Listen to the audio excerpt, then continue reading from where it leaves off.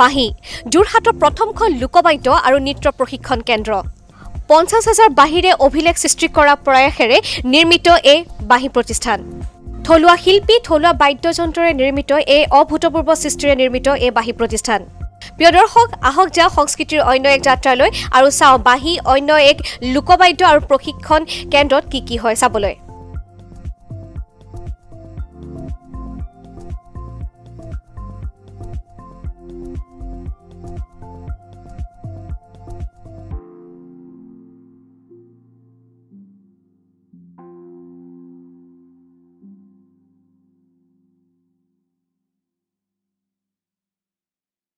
চাই আছে আপোনালোকে আসাম ফ্লাছ আৰু মই ৰিয়াই লৈ আহিছো অন্য এক ব্যতিক্ৰমী আৰু বিশেষ অনুষ্ঠান প্ৰিয় দৰ্শক বাহিৰ অমিয়া সুৰত ভুবন ভুলুৱা সাকে সকলোৱে দেখিছে বাহিৰ অমিয়া সুৰত নিজক পাহৰি পেলাইছে সাকে আপুনিও নিজকে কিন্তু আজি আমি আপোনালোকক দেখুৱাম বাহি অন্য এক প্ৰতিষ্ঠান যি নেকি অন্য এক লোকবাদ্য প্ৰশিক্ষণ কেন্দ্ৰ য'ত চৰ্চা হয় প্ৰত্যেক দেওবাৰে লোকবাদ্য প্ৰশিক্ষণ আৰু নিৰ্মাণ কেন্দ্ৰ হিচাপে আহক চাও এ অন্য এক অনুষ্ঠান প্ৰত্যেক দেওবাৰে ঢোলৰ চাপৰত চৌদিশ ৰজন জনাই তোলে কণমানি প্ৰশিক্ষাৰ্থীসকলে অনুভৱ হয় আবতৰীয়া বিহু যেন লগা এক সুকীয়া পৰিৱেশ অসমীয়া বুলিলেতো বিহু প্ৰাণী থকাটো স্বাভাৱিক প্ৰিয় দৰ্শক চাই আছে আপোনালোকে আসাম ফ্লেছ আৰু আমি আপোনালোকক দেখুৱাই আছো সংস্কৃতিৰ অন্য এক অনুষ্ঠান বাহি লোকবাদ্য প্ৰশিক্ষণ কেন্দ্ৰ য'ত এতিয়া কেইবাজনো কণমানি শিল্পীয়ে ঢোল বাদন কৰি চৌদিশ ৰজন জনাই তুলিছে ইয়াত কি শিকিবলৈ পাইছা কিটিগেনা গুৰুঘাট খৰা চাপৰ নাচনী চাপৰ সকলোখিনি ইয়াতে শিকি আছো কেনেকুৱা লাগিছে ঢোল বাদন শিকি ভালেই লাগিছে ঢোলৰ সমসামৰিকভাৱে খোলৰ চৰ্চাও হয় এই বাহি প্ৰশিক্ষণ কেন্দ্ৰত শংকৰী সংস্কৃতিৰ ৰক্ষাৰ্থে এয়া সুন্দৰ প্ৰয়াস প্ৰতিভাসম্পন্ন প্ৰশিক্ষাৰ্থীসকল খুবেই আগ্ৰহী কিবা এটা শিকাৰ দুৰ্বাৰ হেঁপাহ প্ৰতিজনৰে মাজত পৰিস্ফুট হ'ল এনেদৰে একাংশই পৰিৱেশন কৰিলে খোলবাদন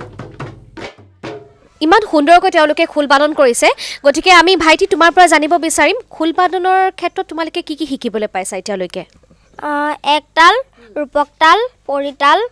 তাৰপিছত আৰু আদৰণি চাপৰ ইয়াকে শিকিবলৈ পাইছোঁ প্ৰত্যেক দেওবাৰে তোমালোকক এই খোলবাদন শিকোৱা হয়নে হয় ভগৱান শ্ৰীকৃষ্ণৰ প্ৰাণৰ বাদ্য বাহিৰ সুললি সুৰত প্ৰাণ পাই উঠিছিল তৰু তৃণ গছলতা সেই সুৰত মতলীয়া হৈছিল শ গোপী আজি এই বাঁহী প্ৰশিক্ষণ কেন্দ্ৰত দলো বাঁহেৰে নিৰ্মিত বাঁহীত সুৰ দিবলৈ চেষ্টা কৰিছে প্ৰশিক্ষাৰ্থীসকলে বাজি উঠিছে অ মোৰ আপোনাৰ দেশ গীতৰ তালে তালে নৃত্যৰ চেৱে চেৱে এজাক শুভ্ৰশ্ৰীৰ ক্ৰঞ্চ উৰা মাৰিল প্ৰতিভাৰ পথাৰখনলৈ বাহিৰ এটা কোণত নৃত্যৰ চেৱত অসম দেশৰ ধুনীয়া মৰম লগা ছোৱালীহঁতে নৃত্য প্ৰশিক্ষণ লয় বৰ্ণাঢ্য সংস্কৃতিৰ এয়া এক অন্য ৰূপ প্ৰিয় দৰ্শক আমি বৰ্তমান উপস্থিত আছো ইয়াত যোৰহাটৰ প্ৰথমখন লোকবাদ্য প্ৰশিক্ষণ কেন্দ্ৰ আৰু আমাৰ লগত আছে যোৰহাটৰ গৌৰৱ অসম মাতৃৰ সুসন্তান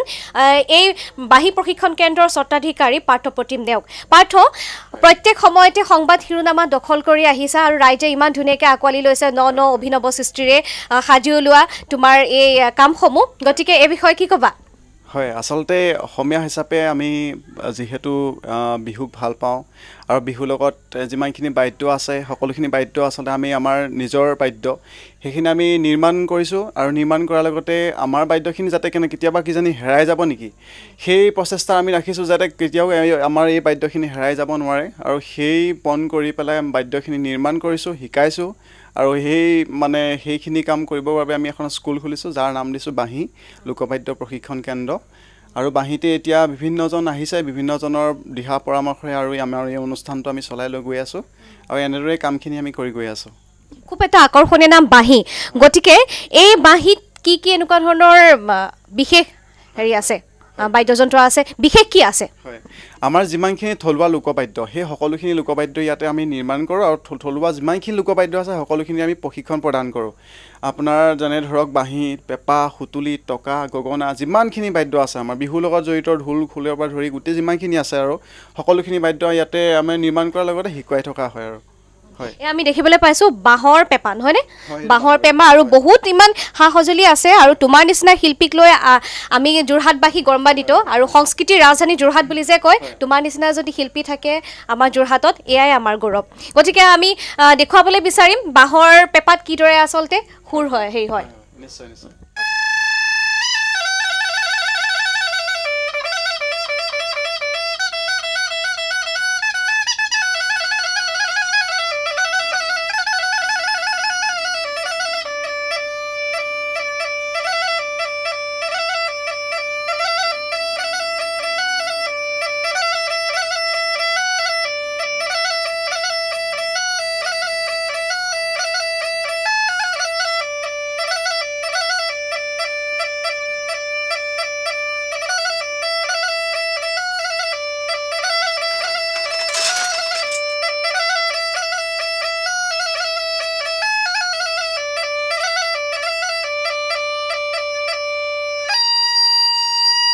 এটা বটলৰ পৰাও যে পেপা হ'ব পাৰে সেয়াও আমি আসলে ভাবিব নোৱাৰো কিন্তু সেই অসম্ভৱকো সম্ভৱ কৰি তুলিছে আমাৰ পাৰ্থই গতিকে পাৰ্থই এবাৰ আমাৰ দৰ্শকসকলক শুনাবলৈ মই অনুৰোধ জনালো ঠিক আছে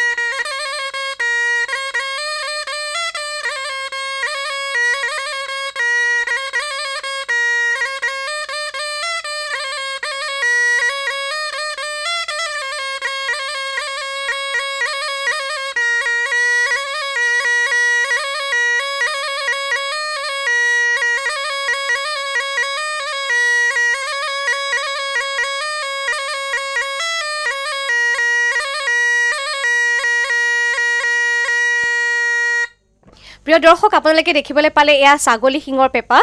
আৰু ইয়াত সঁচাকৈ মই কৈ যোৱাৰ দৰে ন অভিনৱ সৃষ্টিৰে নতুন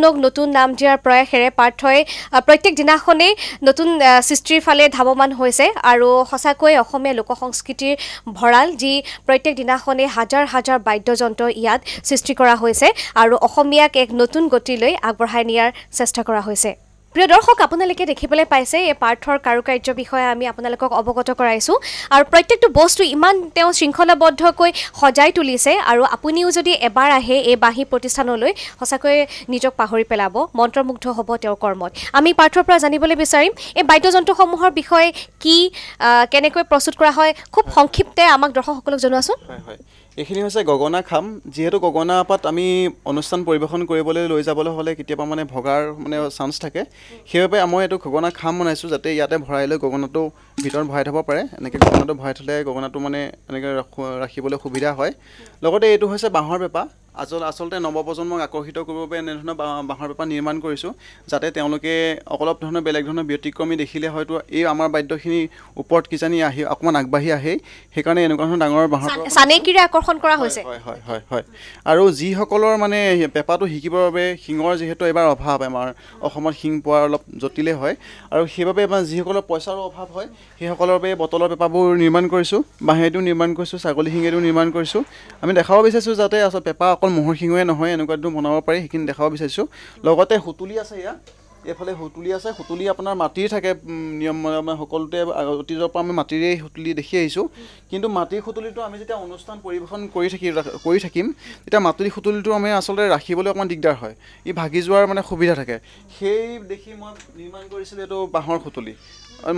মাতটো যেনেদৰে মাটিৰ যিদৰে মাতটো থাকে এই বাঁহৰ সুতুলিটো ঠিক একেই মাত অকণমান দেখাইছোঁ আপোনালোকক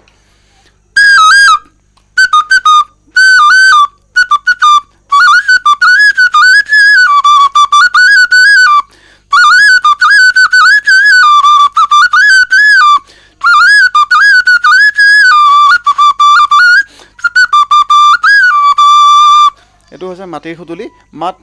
মাতৰ কোনো তাৰতম্য নাই একেই মাত আৰু লগতে এইখিনি হৈছে বিভিন্ন স্কেলৰ বাঁহী আমাৰ ইয়াত যিহেতু 24টা স্কেলৰ গোটেইখিনি 12টা মিডল ছেট থাকে তেনেকৈ সম্পূৰ্ণ ছেট থাকে প্ৰত্যেকটো স্কেলৰ বাঁহী ইয়াতে আছে আপোনাক দেখাইছোঁ এইখিনি হৈছে চি বাঁহী আৰু ইয়াত বাঁহীৰ কিছুমান মেজাৰমেণ্ট আছে কেনেদৰে কিদৰে লোৱা হয় ইয়াত বনোৱাও শিকোৱা হয় ইয়াতে কাৰোবাক লাগিলে মোৰ লগত যোগাযোগ কৰিলে তেওঁলোকক দিয়াও হয় আৰু লগতে নাচনীসকলৰ মানে এইখিনি এটা মই সুধিম পাৰ্থই 50,000 বাঁহী নিৰ্মাণৰ জৰিয়তে অভিলেখ সৃষ্টি কৰাৰ এক নতুন প্ৰয়াস কৰিছে গতিকে সেই বিষয়ে কি ক'বা হয় হয় আচলতে আমি সদায় অসমীয়াসকল পিছ পৰি থাকোঁ বুলি কয় কিন্তু আমি দেখাব বিচাৰিছোঁ যে আজিকালি মানুহে বিহু মাৰিবলৈ লাজ কৰে কিন্তু তেনেকৈ লাজ কৰিলে নহ'ব আমি আমাৰ বাদ্যযন্ত্ৰৰ দ্বাৰা যাতে বিশ্বজনীন আমি বিশ্ব জয় কৰিব পাৰোঁ সেই পণ কৰি পেলাই মই ভাবিছোঁ যে 50,000 বাঁহী বনোৱাৰ এটা পণ লৈছোঁ যিহেতু এইবোৰ বাঁহবোৰ আমাৰ অসমতেই পোৱা যায় আৰু আমাৰ অসমৰ পৰাই নি পেলাই বাহিৰৰ মানুহে আমাৰ অসমতে বিক্ৰী কৰে অধিক দামত আৰু সেই কথাটো আচলতে মোৰ অকণমান নিজৰ চিন্তাৰে ভাবিছোঁ যে আমাৰ নিজৰ মানুহখিনি আমাৰ পৰাই কিনক আৰু আমাৰ পৰাই যদি কম মূল্যত পায় বাহিৰৰ পৰা কিনাৰটো কোনো তেতিয়া প্ৰয়োজনেই নহয় সেই পণ কৰি পেলাই 50,000 বাঁহী বনোৱাৰ চেষ্টা কৰি আছোঁ আৰু লাহে ধীৰে হ'বগৈ আৰু 50,000 হ'বলৈ গৈ আছে আৰু হয় আৰু জানিম সেই প্ৰচেষ্টা অব্যাহত থাকক আৰু আমিও আশা কৰিছোঁ যে এজন অসমীয়া ডেকাৰ যি এয়া প্ৰয়াস সেয়া বিশ্বমুখী হওক বিশ্বই আঁকোৱালি লওক আৰু বাঁহীবোৰ দেখিছোঁ খুব ধুনীয়াকৈ আচলতে তুমি সজাই তুলিছা ইয়াক খুব সুন্দৰকৈ আকৰ্ষণীয় কৰি তুলিছা মানুহ যদি সোমাই নহয় তোমাৰ সেই অকল এটা কেৱল বাঁহৰ মাজত ফুটা কৰি পেলাই এটা বাঁহীৰ সৃষ্টি নহয় ইয়াত নতুনত্ব আছে কিন্তু বহুত সেই গতিকে খুবেই আমি দৰ্শকসকলক দেখুৱাবলৈ পাই আনন্দিত হৈছোঁ যে আপোনালোক আহক তেওঁৰ কৰ্মৰ মানে শলাগ লোৱাৰ লগতে তেওঁক সহযোগিতা আগবঢ়াওক তেওঁৰ এই কৰ্মক আগবঢ়াই নিবলৈ নহয়নে গতিকে আৰু আগবাঢ়িছোঁ আমি ইয়াত দেখিবলৈ পাইছোঁ বিহুৰ প্ৰায় সকলো বাদ্যযন্ত্ৰ ইয়াত আমি পৰিলক্ষিত হৈছে কাকৈ ফণিৰ পৰা ধৰি গগনা সুতুলি পেঁপা আৰু টকা এই বিষয়ে কি ক'বা ইমানবোৰ আছে কেতিয়া সময় পোৱা তুমি কৰিবলৈ আচলতে সময় মানে কি আমাৰ যিহেতু এবাৰ লকডাউন হৈ গ'ল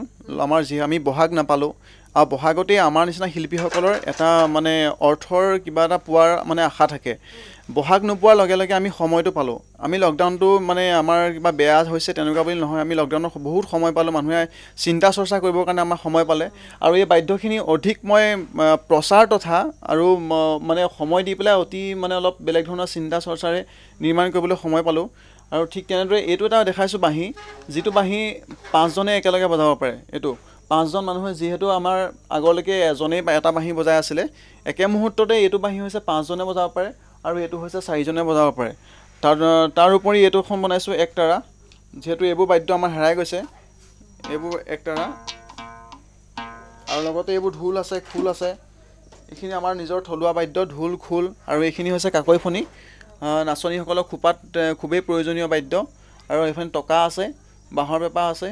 আৰু এইখিনি হৈছে গগনা এয়া মৰা নেকি বাৰু ইমান ধুনীয়াকৈ আটক ধুনীয়াকৈ সজাই তোলা হৈছে প্ৰত্যেকজনে আকৰ্ষণ হোৱাটো স্বাভাৱিক আচলতে তোমাৰ কৰ্ম ইমান নিখুঁত আৰু নিপুণ যে তোমাৰ কৰ্মই তোমাক এক উদূৰ ভৱিষ্যতে নতুন দিশলৈ আগবঢ়াই নিব এয়া কিন্তু আমি দৃঢ় বিশ্বাসেৰে ক'ব পাৰোঁ আৰু আগবাঢ়োঁ আমি ইয়াত দেখিবলৈ পাইছোঁ পেঁপা আৰু বাঁহী প্ৰতিষ্ঠানত যদি আহে সকলোৱে কি দেখিবলৈ পাব বাঁহীয়ে বাঁহী আৰু এইখিনি কাকৈ ফণিৰ পাছতে এইখিনি টকা আছে টকাখিনি যিহেতু আমাৰ প্ৰয়োজন হয় আৰু টকাখিনি অলপ বেলেগ ধৰণৰ কৰিছোঁ সদায় টকাবোৰ আমাৰ এনেকুৱা ধৰণৰ ডিজাইন দেখে কিন্তু একেবাৰে মানে চিম্পুল হৈ থাকিলেও যদি ডিজাইন অঁকা নাথাকে তেতিয়া হয়তো আমাৰ নৱপ্ৰজন্মসকল আকৰ্ষিত নহ'বও পাৰে কিন্তু যিহেতু আজিকালি আধুনিকতাৰ অলপ প্ৰভাৱ পৰিছে ঠিক সেইদৰে সেই প্ৰভাৱত পৰিয়ে মই এইখিনি অলপ ডিজাইন দি পেলাই বনাইছোঁ যাতে আমাৰ ল'ৰা ছোৱালী আমাৰ টকাটো ল'বলৈ লাজ নকৰক সেইকাৰণে এইবোৰ কৰিছোঁ আৰু এইখিনি আছে জুৰীয়া পেঁপা ম'হৰ শিঙৰ এইখিনি জুৰীয়া পেঁপা, এইখিনি হৈছে ছিংগল পেঁপা, গুটীয়া পেঁপা বুলি কয়। আৰু ইয়াত জোৰ পেঁপাও আছে, যে পেঁপা 3 প্ৰকাৰৰ, জুৰীয়া, গুটীয়া আৰু আমাৰ ফলীয়া পেঁপা, সেই 3 প্ৰকাৰ পেঁপা আছে। আৰু এইখিনি বিভিন্ন স্কেলৰ বাঁহী আছে, স্কেললৈ বেলেগ ধৰণৰ থৈ দিয়া হৈছে বাঁহীখিনি। 50,000 বাঁহী নিৰ্মাণৰ যি তোমাৰ প্ৰয়াস ন, সেই বাঁহীৰ বাঁহ ক'ৰ পৰা তুমি হেৰি কৰা গোটোৱা? বিভিন্ন ঠাইৰ মই যোগাযোগ কৰি মানে হয়, এইখিনি দলৌ বাঁহ বুলি কোৱা হয় নামটো ইয়াৰ। আৰু এই বাঁহখিনি পাহাৰতহে বিশেষকৈ পোৱা যায়। আৰু যিমানবিলাক আমাৰ ইয়াৰ সীমান্তৱৰ্তী এৰিয়া আছে সকলোখিনিতে মই গৈছোঁ, আৰু তাতে বাঁহখিনি চাই পেলাই সকলো বাঁহী যিহেতু নহয়, আৰু বাঁহখিনি গৈ পেলাই গুণাগুণৰ ওপৰত ভিত্তি কৰি পেলাই বাঁহীখিনি বনোৱা হৈছে। হয়, আৰু এইখিনি নেগেৰা আছে আমাৰ থলুৱা বাদ্য। হয়, পাৰ্থৰ ইমানখিনি মই শব্দহীন বাকৰুদ্ধ তেওঁৰ সৃষ্টি লৈ পেলাই আমি এটাই মাথো তেওঁক লৈ ক'ব পাৰোঁ, শিল্পী তুমি তিনিও কালৰ, অতীত, বৰ্তমান আৰু ভৱিষ্যতৰ। এই শিল্পীক আপোনালোক সকলোৱে আশীৰ্বাদ কৰক, মৰম চেনেহেৰে সহায় সহযোগিতাৰে আগবাঢ়ি যাবলৈ এখন নতুন মঞ্চ দিয়ক। তাৰ বাবে লাগিব আপোনালোকৰ আশীৰ্বাদ, আৰু তেওঁক আগবঢ়াই নিবলৈ হাতে হাত ধৰি আগবাঢ়ি যোৱাত সহায় সহযোগিতা আগবঢ়াওক। এই বাদ্যযন্ত্ৰসমূহ প্ৰশিক্ষণ দিয়াৰ উদ্দেশ্যৰে বাঁহী নামেৰে প্ৰতিষ্ঠা কৰা এই প্ৰতিষ্ঠানত নৱপ্ৰজন্মক অসমীয়া লোক সংস্কৃতিৰ শিক্ষা দিছে পাৰ্থপ্ৰতিমে। তেওঁৰ এই প্ৰয়াসক সহযোগিতা আগবঢ়াবলৈ কেইবাজনো বিভাগীয় প্ৰশিক্ষককো ৰখাৰ ব্যৱস্থা কৰিছে। ৰূপান্তৰেৰে জগতজনী আধুনিক অসমত থলুৱা বাদ্যযন্ত্ৰৰ সুদূৰ প্ৰসাৰী প্ৰচাৰ তথা বিশ্বায়নৰ দিশে আগবঢ়াই নিয়াত বাঁহী প্ৰতিষ্ঠানৰ এই অপৰিসীম কাৰুকাৰ্যৰ ভূমিকা গুৰুত্বপূৰ্ণ। সাংস্কৃতিক ৰাজধানী যোৰহাটৰ এনে এজন যুৱকৰ এই কৰ্মৰ আদৰ্শৰে বাট দেখুৱাব বহুজন অসমীয়া যুৱকক। পাশ্চাত্যৰ সংস্কৃতিৰ সম্পূৰ্ণ ঠাই ল'ব আমাৰ থলুৱা সংস্কৃতিয়ে। আহক আমিও উৎসাহ জনাওঁ এনে যুৱকক, যিয়ে নতুন পৃথিৱী এখন গঢ়ি অসমীয়া জাতিসত্তাক আগত ৰাখি সংস্কৃতিক বিশ্বায়ন কৰিবলৈ আপ্ৰাণ চেষ্টা অব্যাহত ৰাখিছে। আপুনিও আহিব এবাৰ বাঁহী লৈ। এখন প্ৰতিষ্ঠানতে দেখিবলৈ পাব সংস্কৃতিৰ অভিন্ন ৰূপ, দেখিবলৈ পাব অসমীয়া সংস্কৃতিৰ ভঁৰাল সহস্ৰ লোকবাদ্য। হয়তো তেতিয়া আপোনাৰো অনুভৱ হ'ব আমাৰ দৰে, আমি অসমীয়া নহওঁ দুখীয়া। অতঃপৰে আমাৰ অনুষ্ঠান উপভোগ কৰাৰ বাবে আছাম ফ্লাছৰ প্ৰতিজন দৰ্শকক ধন্যবাদ হৃদয়ৰ। আমাক এনেদৰেই সঁহাৰি জনাব, আৰু আমি প্ৰতিশ্ৰুতিবদ্ধ যে আপোনালোকৰ বাবে আমি লৈ আহিম বিশেষৰো বিশেষ অনুষ্ঠান আছাম ফ্লাছত। তাৰ বাবে চাই থাকিব Assam flash explore untold and unseen.